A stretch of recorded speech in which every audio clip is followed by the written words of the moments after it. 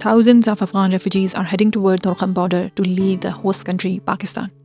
This trend began on 3rd October when government called for return of illegal residents.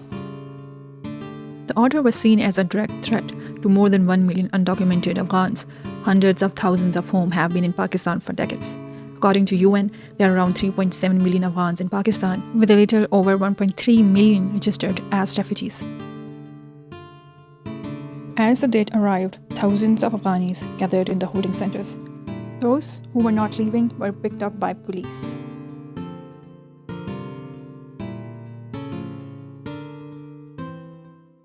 By 1st November, 0.1 million Afghanis departed for Afghanistan. Amnesty International wrote an open letter to the Prime Minister of Pakistan urging him to reverse its decision. Pakistan says its planned deportation of 1.7 million Afghans would be phased and orderly. According to Foreigners Act, federal government may by order make provision for prohibiting, regulating or restricting the entry of foreigners into Pakistan or their departure therefrom.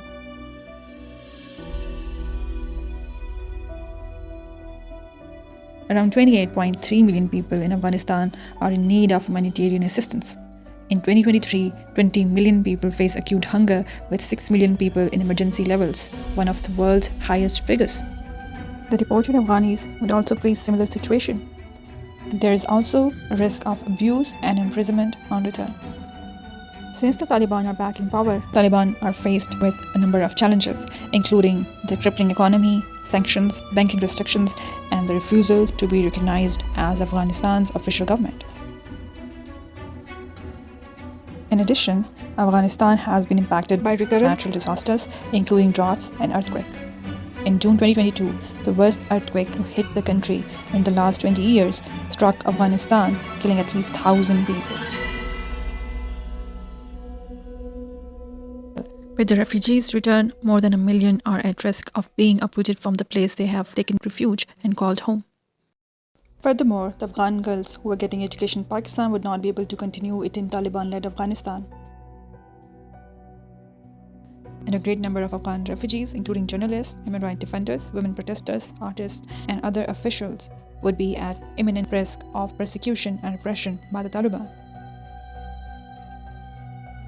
Afghans who wish to remain in the country must have a proof of registration issued by Pakistani government. However, they face great financial and bureaucratic difficulties trying to obtain documentation. Pakistan hosted Afghan refugees for decades despite facing enormous economic and social challenges.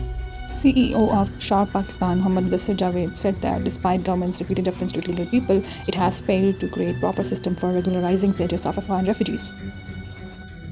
The civil society and lawyers moved Supreme Court against this illegal deportation of Afghan refugees. The petition also sought that the government should not detain, forcefully deport, or otherwise harass anyone who was born in Pakistan and has a claim to birthright citizenship in accordance with the Citizenship Act of 1951. Kabul has roundly criticized Islamabad's move, calling it unjust, unfair, and unacceptable.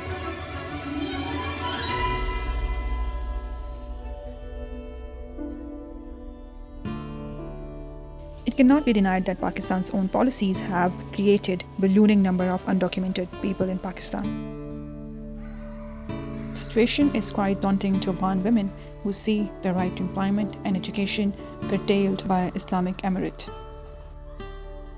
Afghanistan's refugee crisis is one of the largest and most protracted in UNHCR's 7-decade history.